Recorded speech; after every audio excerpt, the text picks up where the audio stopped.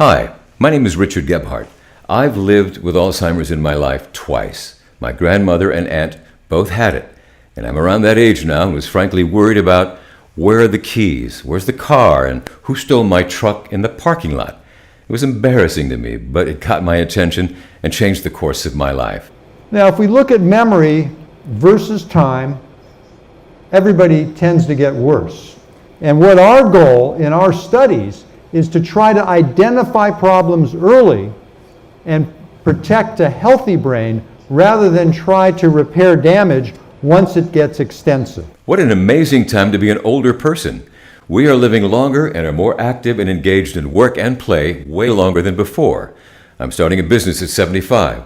Was a snowboarder last winter, still playing tennis daily, thanks to Big Pharma for that. But guess what's waiting for me, and probably us? The problem simply of aging. Age-related mild memory loss. It's considered normal. And after that, what we don't want to think about, dementia, or some believe if we live long enough, Alzheimer's disease. And in fact, in the United States, 50% of people with Alzheimer's dementia are walking around and they don't know they have it. Why?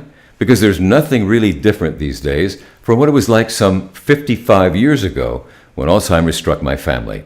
Still no drugs, meaning no cure, no prevention, and no delay.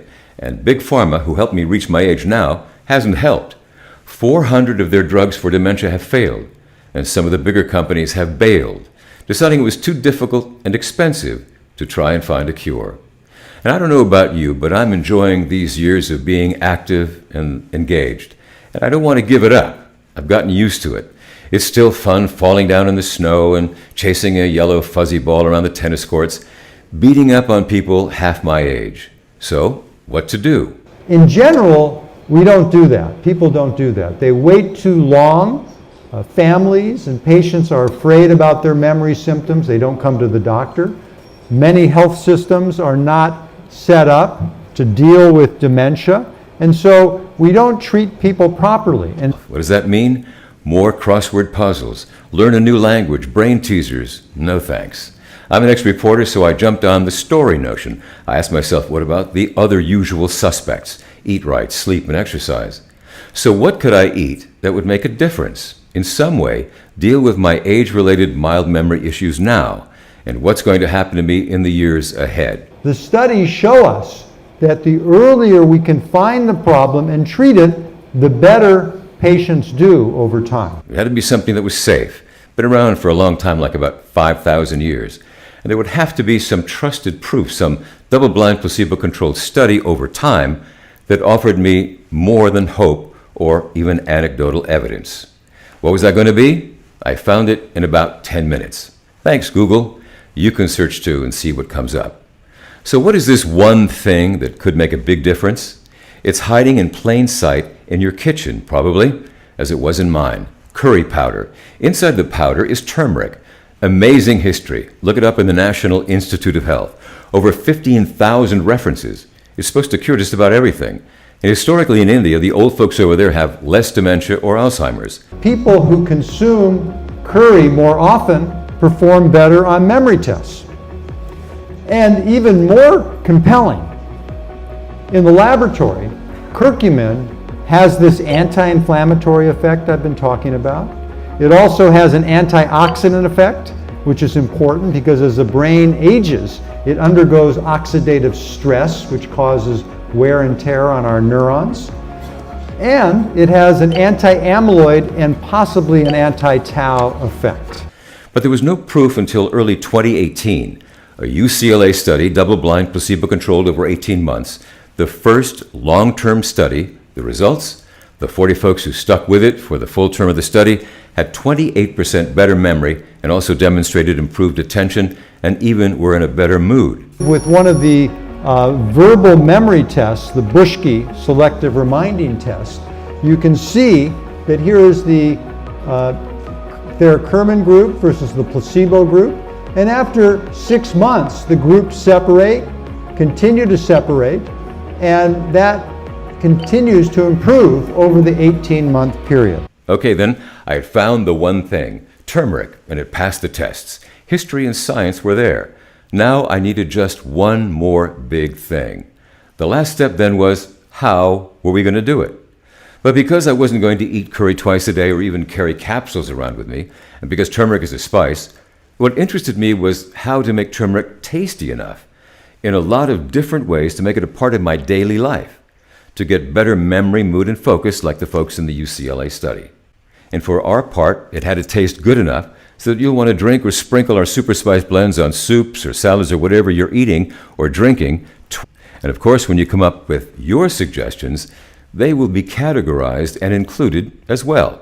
Okay, so here we go. The images again you'll see next to our super spice are suggested dishes or drinks to show the variety of ways to incorporate turmeric into your daily diet. Please notice how great they look too, we think. Here they are. Turchai, our turmeric ginger cinnamon flavor blend. Served with milk or water, you'll love it.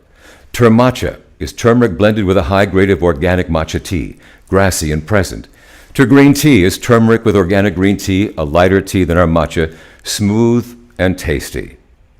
Pumpkin, a simple pumpkin spice blend with turmeric, warm milk or milk substitute suggested. Cocoa, our turmeric blended with a specialty guittard chocolate, unforgettably delicious.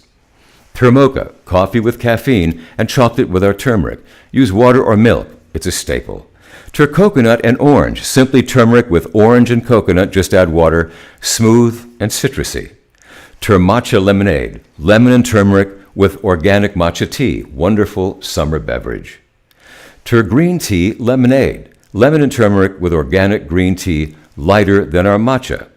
Chata, our version of horchata flavors with a spicy turmeric kick, with water or milk, it's lovely. Fit Brain Fizz, turmeric used with orange and a bit of ginger to make a bubbly refresher. Fit Brain Water, turmeric with just an infused hint of orange and ginger, low sugar, low calories, hydrate with flavor. Sweet, a turmeric and orange blend to add fruit smoothies, salads, basic and delicious. And finally, Savory, a turmeric and lemon blend to add to veggie smoothies or soups and salads, adds a spicy finish. So this is it, the Super Spice story recap in brief. Why? Living longer only to meet up with age-related issues with no drugs to cure, prevent, or delay. Then what to do? Find the one thing with history and science that points to turmeric as the best strategy against mild memory loss. And finally, the how. What to do daily to make it a very pleasant experience to take advantage of Super Spice as a convenient, easy, and tasty way to get your turmeric twice a day, every day, for better memory, mood, and focus. The studies show us that the earlier we can find the problem and treat it, the better patients do over time. And just to summarize the different memory and attention results, comparing the placebo versus the curcumin group, you can see there's a really compelling results. Like the folks in the UCLA study who had mild age-related memory loss and turned things around. So thanks for watching. I'm Richard Gebhardt of King Turmeric. Email me, richard@superspice.com, if you want more information or would like to become one of the early Super Spice adopters. Or call me toll-free at the office and leave me a message at 1-833-KING-TURMERIC. And I'll get back to you because I really want to know what you're thinking. Thanks for watching. And in fact, in the United States, 50% of people with Alzheimer's dementia are walking around and they don't know they have it. Out of retirement, I came and started a new business making Super Spice turmeric products under the name King Turmeric. Why? Because there's nothing really different these days from what it was like some 55 years ago when Alzheimer's struck my family.